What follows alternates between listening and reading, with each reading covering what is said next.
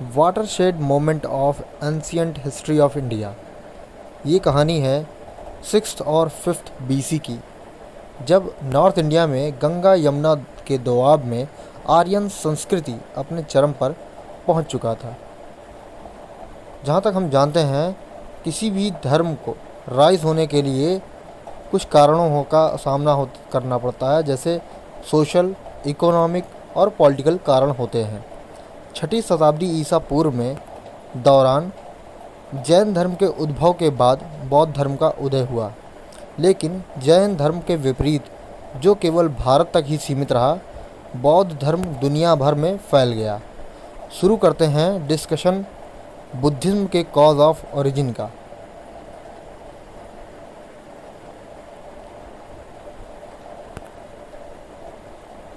Cause of origin of Buddhism.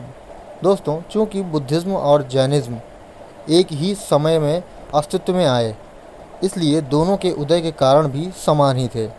संक्षिप्त में देखें तो वैदिक काल में वर्ण व्यवस्था का अत्यधिक कठोरता से पालन होना नए धर्म यानी बौद्ध धर्म के उदय का कारण बना। दूसरा कारण था कि मध्य गंगा के मैदानों में व्यापक कृषि शायद बौद्ध धर्म के उदय का सबसे महत्वपूर्ण कारण था। तीसरा कारण था कॉइन्स के यूज़ में ट्रेड और कॉमर्स बढ़ा, जिससे वैश्यों का सोसाइटी में वर्चस्व बढ़ता गया और वो अपनी सोशल स्टेटस बढ़ाने के लिए नए रिलीजन की ओर आकर्षित हुए और सोसाइटी के कंजर्वेटिव लोग पुरानी लाइफ स्टाइल की मांग करने लगे। आइए हम बात करते हैं बुद्धिज़्म के फाउंडर गौतम बुद्ध के बारे में। गौतम बुद्ध महावीर के समकालीन थे। उन्हें सिद्धार्थ और शाक्य मुनि के नाम से भी जाना जाता था। उनका जन्म 567 BC में कपिलवस्तु के पास लुम्बिनी के शाक्य क्षत्रिय परिवार में हुआ था, जो कि नेपाल में है। ये जगह यूपी के बस्ती जिले से कुछ ही दूरी पर स्थित है। गौतम बुद्ध के पिता सुद्धोधन कपिलवस्तु के शाक्य गढ़ के मुखिया माने जाते हैं। उनकी माता माया देवी कौशल डायनेस्टी की प्रिंसेस थीं। इससे साफ होता है कि बुद्ध एक नोबल फैमिली से भी बिलोंग करते हैं और एक रिपब्लिक स्टेट में रहने के कारण समान अधिकार वाले थे। बचपन से ही उनका जीवन जो था वो मेडिटेशन से बहुत लगाव था। उनकी मैरिज अर्ली एज में ही हो गई थी, लेकिन उन्हें कभी मैरिड लाइफ में इंटरेस्ट नहीं था। यहाँ पर 4 दृश्य का जिक्र होता है। बचपन की भविष्यवाणी में कहा गया है कि सिद्धार्थ या तो बुद्ध बनेंगे या एक महान राजा। उनके फादर यानी पिता उनको ग्रेट किंग बनने की मंशा रखते हुए उन्हें प्लेस की लग्जरी में बंद कर दिया। 29 साल की एज में जब पहली बार वो अपने पैलेस से बाहर निकले तो उन्हें 4 सीन्स देखे। पहले उन्हें एक बूढ़ा व्यक्ति दिखाई दिया जिसने उन्हें एजिंग के कॉन्सिक्वेंसेस से अवगत कराया। दूसरे सीन में एक सिक पर्सन मिला जिसको कोई डिजीज़ थी। उसने बताया कि सारे ह्यूमन बीइंग को डिजीज़ और पेन होना निश्चित है। तीसरे सीन में उन्हें एक मृत शरीर मिला। उसके सारथी ने बताया कि डेथ को रोकना इंसान के लिए नामुमकिन है। चौथा सीन था एक मंक का, जिसने यह अपने आप को स्वयं ह्यूमन सफरिंग सर्च करने में डिवोट कर रखा था। इन 4 साइट्स के बाद ही उन्हें ह्यूमन सफरिंग को ख़त्म करने और रीबर्थ की साइकिल से फ्री होने की प्रेरणा मिली। 29 वर्ष की आयु में उन्होंने घर का त्याग कर दिया। समाज के लोगों में फैजली मिजरी से वो बहुत प्रभावित थे और उसका सलूशन ढूंढना चाहते थे। 7 साल तक उन्होंने एक जगह से दूसरी जगह भ्रमण किया। 35 वर्ष की एज में उन्हें एक पीपल पेड़ के नीचे ज्ञान की प्राप्ति हुई। इस जगह को बोध गया कहा गया, जो बिहार में है। उसी के बाद इन्हें बुद्ध कहा जाने लगा। अपनी इस लंबी जर्नी में उन्होंने लोगों से अपने आइडियाज़ शेयर करना चालू किया, जिसे सरमन कहा जाता है। पहला सरमन उन्होंने सारनाथ बनारस में दिया। उनकी फिज़िक इतनी स्ट्रांग थी जिसके कारण एक ही दिन में काफ़ी लंबी जर्नी कर पाते थे। सिर्फ बारिश के सीज़न को छोड़कर लगातार घूमते रहते थे, मेडिटेट करते और प्रीच करते रहते थे। 4 साल तक यही सिलसिला चलता रहा। इस दौरान उन्हें दूसरे सेट्स के सपोर्टर्स जैसे ब्राह्मण भी मिले, जिनको उन्होंने आसानी से डिबेट में मात दी। उनकी मिशनरी एक्टिविटी में कभी rich poor, high lower, man woman में भेद नहीं किया, जो उनकी समता की भावना को दर्शाता है। 487 बीसी में 80 वर्ष की एज में कुशीनगर में इनकी मृत्यु हो गई। ये जगह आज ईस्ट यूपी के देवरिया ज़िले के कसिया नाम के गांव में है। यहाँ यह जानना ज़रूरी है कि 6th सेंचुरी बीसी में बुद्ध के अस्तित्व का कोई आर्कियोलॉजिकल साक्ष्य आज तक नहीं पाया गया है। कौशाम्बी, श्रावस्ती, वाराणसी, वैशाली, राजगीर जैसी सिटीज़ जिसमें बुद्ध के प्रेजेंस का दावा किया जाता है, वो सभी 5वीं सेंचुरी बीसी के बाद अर्बनाइज हुए हैं। बौद्ध धर्म के सिद्धांत। गौतम बुद्ध वास्तव में एक प्रैक्टिकल रिफॉर्मर थे, जिन्होंने उस समय की सोसाइटी सामान्य समस्याओं का हल दिखाया। उनकी समस्याओं को खुद से जोड़ा जो लोग डेली लाइफ में देखते थे। उनका यह मानना था कि वर्ल्ड दुखों से भरा हुआ है और लोगों को सफरिंग का मेन कारण उनकी इच्छा है। यदि इन इच्छाओं को नियंत्रित कर लिया जाए तो इंसान निर्वाण को पा लेता है, जिसके बाद वो बर्थ और डेथ के चक्र से फ्री हो जाता है। उनका कहना था कि निर्वाण कोई प्लेस नहीं है जहाँ पहुँचा जा सकता है, बल्कि ये एक एक्सपीरियंस है जिसको इसी लाइफ में पाया जा सकता है। बुद्धिज़्म में कोई सुप्रीम या गॉड की संकल्पना नहीं की गई है।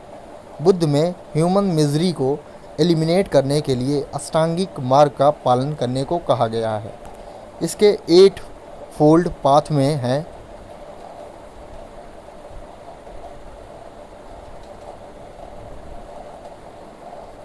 सम्यक दृष्टि,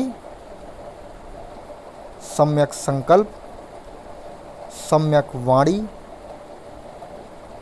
सम्यक कर्मांत, सम्यक आजीविका, सम्यक व्यायाम, सम्यक स्मृति और सम्यक समाधि। बुद्ध के अनुसार यदि मनुष्य इन 8 मार्गों का पालन करेगा तो वह अपने आप को रिचुअल्स को फॉलो करने की नेसेसिटीज़ से दूर रख पाएगा और निर्वाण की ओर अग्रसर हो पाएगा और वहां अपने फाइनल डेस्टिनेशन को पाने में सफल हो जाएगा। बुद्ध की सबसे इम्पॉर्टेंट फ़िलॉसफीज़ में से एक थी मिडियल पाथ। इसके हिसाब से मनुष्य को लग्जरी के साथ तपस्वी जीवन जीने के उपदेश दिए। दोनों में चीज़ें एक्सेस में नहीं होनी चाहिए। यही फ़िलॉसफी महावीर को बुद्ध से अलग करती है, जबकि महावीर में कठिनता से तपस्वी जीवन पर ही बल दिया गया था। बुद्ध ने अपने फॉलोअर्स के लिए एक कोड ऑफ कंडक्ट भी बनाया। उसके प्रिंसिपल इस प्रकार हैं: हिंसा मत करो, दूसरों की संपत्ति की कामना मत करो, मादक द्रव्यों का प्रयोग मत करो, झूठ मत बोलो, व्यभिचार से दूर रहो,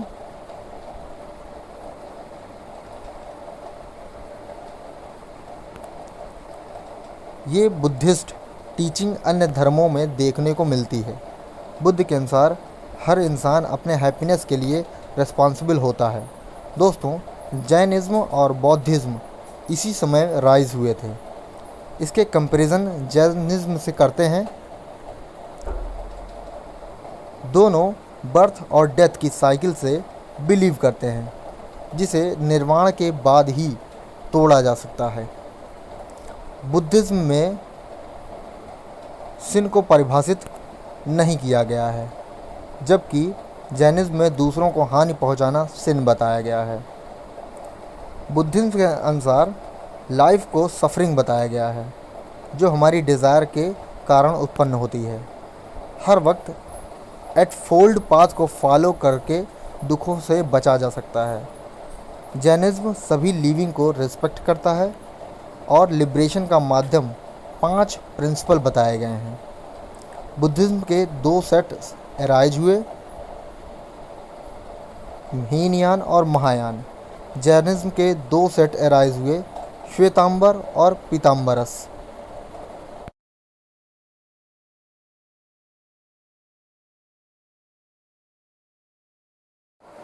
दोस्तों, आगे चलते हैं और देखते हैं बुद्धिज़्म के फीचर्स और इसके फैलने के कारण बुद्धिज़्म ने सोल और गॉड के एग्जिस्टेंस को डिनाइड किया। इसे इंडिया के धार्मिक क्रांति के रूप में देखा गया। बुद्धिज़्म ने वर्ण सिस्टम को अटैक किया, जिसके कारण यह शूद्राज और दलित से अटैच हो पाया। इसमें आम आदमी भी अट्रैक्ट होता गया। ब्राह्मणिज्म की तुलना में बुद्धिज़्म एक लिबरल और डेमोक्रेटिक रिलीजन के तौर पर सामने आया। बुद्धिज़्म ने मुख्य रूप से नॉन वैदिक एरियाज से जुड़ना प्रारंभ किया।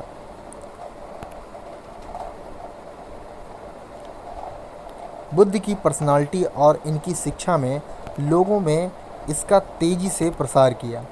उन्होंने एविल को गुडनेस से और हेट्रेड को लव से फाइट करने की बात कही। उन्होंने प्रेजेंस ऑफ माइंड से अपने अपोनेंट को डिफीट किया। आम लोगों तक पहुंचने के लिए बुद्धिस्ट मंक ने पाली भाषा का यूज़ किया।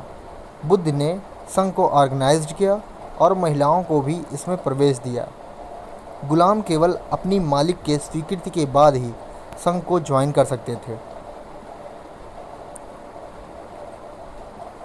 संघ को ज्वाइन करने के लिए कॉन्टिनेंस यानी संयम, पॉवर्टी यानी अभाव, फेथ यानी विश्वास होना जरूरी था। बुद्धिज्म के 3 प्रिंसिपल एलिमेंट थे: बुद्ध, धम्म और संघ। प्रीचिंग मॉडल के साथ बुद्धिज्म तेजी से बढ़ता रहा। मगध, कोसल, कौसाम्बी जैसे कई रिपब्लिकन स्टेट्स में रूलर वहाँ के लोगों ने अपनाया। बुद्ध की डेथ के 200 साल बाद अशोक ने बुद्धिज्म को फैलाया। अशोक ने अपनी मिशनरी एक्टिविटी से बुद्धिज्म को सेंट्रल एशिया, वेस्ट एशिया और श्रीलंका तक पहुंचाया और इसे एक वर्ल्ड रिलीजन बना दिया। बुद्धिज्म को ओरिजिन जरूर इंडिया में रहा, पर यह इंडिया से लुप्त हो गया, लेकिन south Asia, south east Asia और इन एशियन में फॉलो किया जाता है।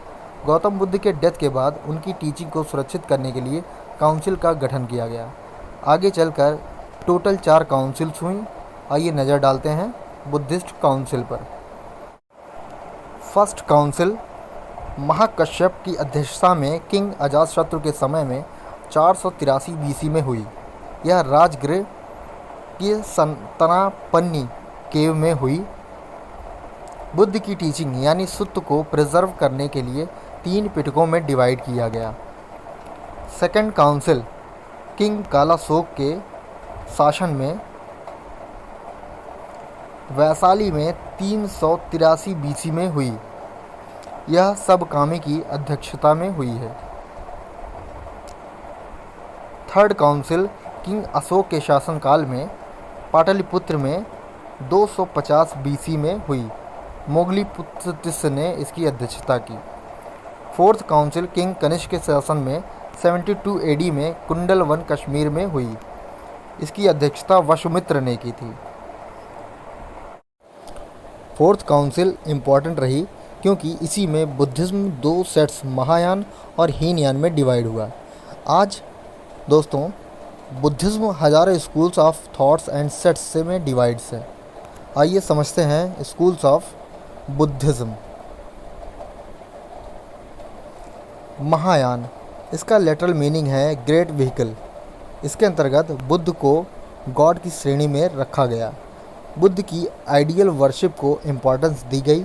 महायान बुद्धिज्म नॉर्थ इंडिया और कश्मीर में ओरिजिनेट हुआ, बाद में सेंट्रल एशिया, ईस्ट एशिया और साउथ एशिया में स्प्रेड हुआ। चाइना, कोरिया, तिब्बत, जापान में इसे फॉलो किया जाता है। हीनयान, इसका लेटरल मीनिंग है लेसर व्हीकल। इसमें बुद्ध की ओरिजिनल टीचिंग पर बल दिया गया है।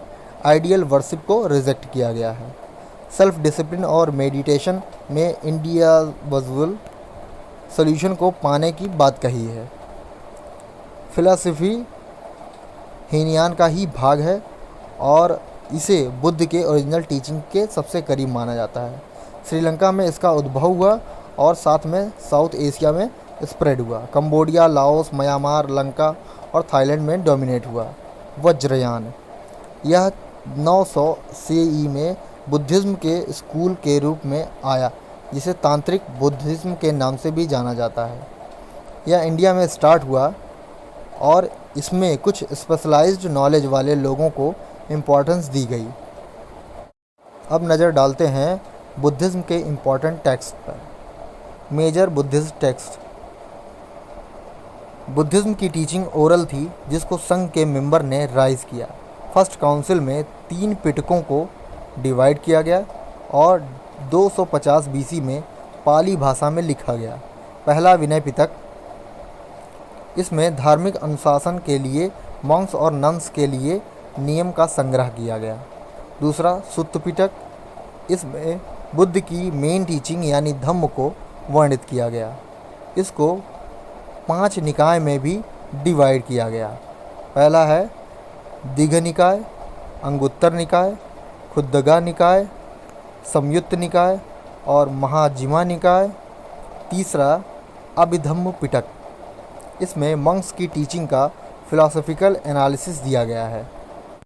इसी तरह के कुछ और बुद्धिस्ट टेक्स्ट हैं, जैसे दिव्य वंदना, दीप वशम, महावशम, मिलिंद पन्ह आदि। बुद्धिज़्म इंडिया से लुप्त हो गया था, तो अब जानते हैं कि क्या कारण थे इसके लुप्त होने का। Causes of decline of Buddhism. 12 century के अंत तक बुद्धिज़्म इंडिया से ऑलमोस्ट गायब हो चुका था। कोई भी रिलीजन स्टार्ट होने का बेसिक कारण स्पिरिट ऑफ रिफॉर्म्स होती है, लेकिन समय के साथ वो रिचुअल्स और सेरेमनी के सामने झुक जाता है। ब्राह्मणिज्म ने जिस एविल से लड़ाई लड़ते हुए बुद्धिज़्म के राइज हुआ था, वही इसके डिक्लाइन का कारण भी बना। बुद्धिज़्म चैलेंज से लड़ने के लिए ब्राह्मणिज्म ने अपने रिलीजन को रिफॉर्म किया। उन्होंने कैटल वेल्थ को प्रिजर्व रखने के लिए बात कही। महिलाओं व शूद्रों को संवर्ग में प्रवेश पाने का भरोसा दिलाया। बुद्धिज़्म तेज़ी से आम लोगों के संपर्क से दूर होने लगा। उन्होंने पाली भाषा को छोड़कर संस्कृत को अपना लिया। फर्स्ट सेंचुरी के बाद ही मॉन्क्स ने आइडियल वर्शिप प्रैक्टिस करना चालू कर दिया।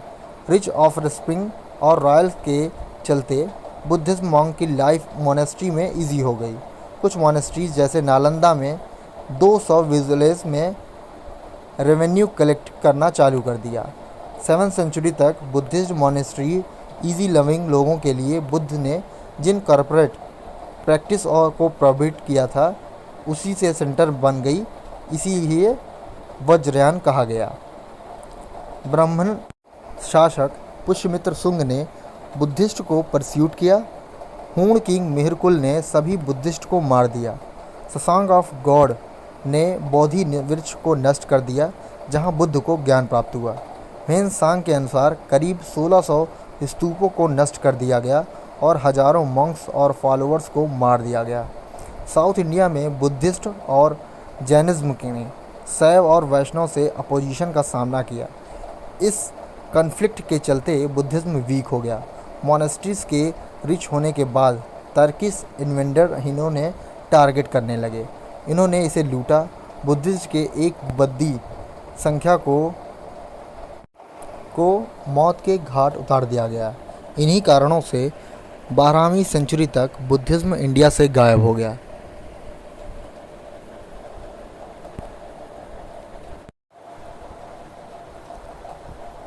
Significance and influence of Buddhism. पहले बात करते हैं बुद्धिज़्म के अनुसार इनइक्वलिटी और पॉवर्टी के बारे में। कृषि, ट्रेड और सिक्कों के कारण अर्थव्यवस्था में वृद्धि ने आर्थिक असमानता को जन्म दिया। बुद्धिज़्म ने लोगों को केवल धन पर्याप्त न रखने की बात कही थी। बुद्धिज़्म के अनुसार पॉवर्टी से क्रूएलिटी और वायलेंस जन्म लेता है। इसका ख़त्म होना ज़रूरी है। अब बात करते हैं वर्ण व्यवस्था के आधार की। बुद्धिज़्म के अनुसार वर्ण व्यवस्था व्यक्तिगत कार्य और क्षमताओं के आधार पर थी, जबकि ब्राह्मणिज्म जन्म के आधार पर करता था। बुद्धिज़्म ने इस वर्ण को अन्यायपूर्ण बताया और सभी को निर्वाण पाने का अधिकार दिलाया। बुद्धिज्म ने शूद्रों और महिलाओं का प्रवेश दिया और उनकी समाज में दशा को बेहतर किया।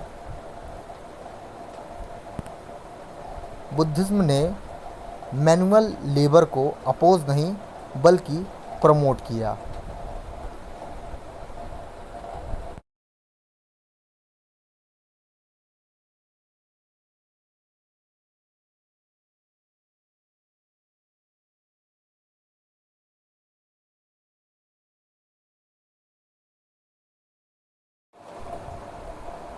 बुद्धिज्म ने देश में कैटल वेल्थ में वृद्धि पर भी जोर दिया।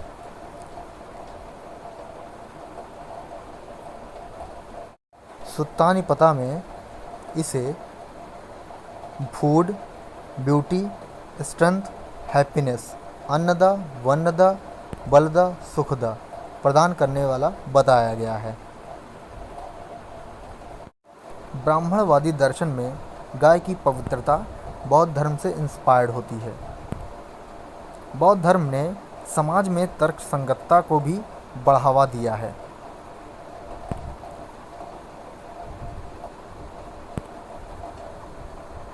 उन्होंने अपभ्रंश भाषा के विकास में भी सहयोग किया है।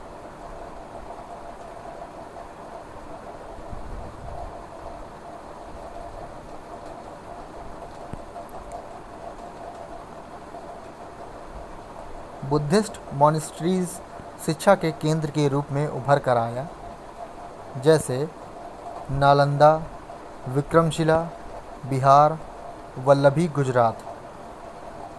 भारतीय संस्कृति में योगदान। Contribution of Indian culture. Buddhism का सबसे महान योगदान था कॉन्सेप्ट ऑफ अहिंसा। गांधी जी भी इससे प्रभावित थे। बुद्धिज़्म ने एंशिएंट आर्ट पर भी अपना प्रभाव छोड़ा। पृथ्वी पर पूजी जाने वाली पहली मानव मूर्ति बुद्ध की मानी जा सकती है। बोध गया, सारनाथ और सांची में मिले एक्टिविटीज़ को इसका एग्जाम्पल कहा जा सकता है। बुद्ध के पैनल इमेज फर्स्ट सेंचुरी के बाद ही देखने को मिलती है। बुद्धिज़्म से इंस्पायर्ड होकर इंडियन एवं ग्रीक मूर्तिकारों ने न्यू स्टाइल के आर्ट को विकसित किया, जो गंधर्व कला कहा गया। वेस्टर्न घाट में गुफाओं का भी निर्माण बुद्धिज़्म से हुआ। बार्बर हिल्स, गया, नासिक, कृष्णा डेल्टा के पास मथुरा में इसका विकास हुआ। कंक्लूज़न। बुद्धिज़्म इंडिया से लुप्त हो गया था, फिर भी उसके प्रिंसिपल और प्रभाव आज भी देखने को मिलते हैं। उनके सिद्धांतों को आज भी विश्व में फॉलो किया जाता है। विश्व में बुद्धिज़्म एक इम्पॉर्टेंट रिलीजन है। बुद्ध ह्यूमैनिटी के लिए एक इंस्पिरेशन है।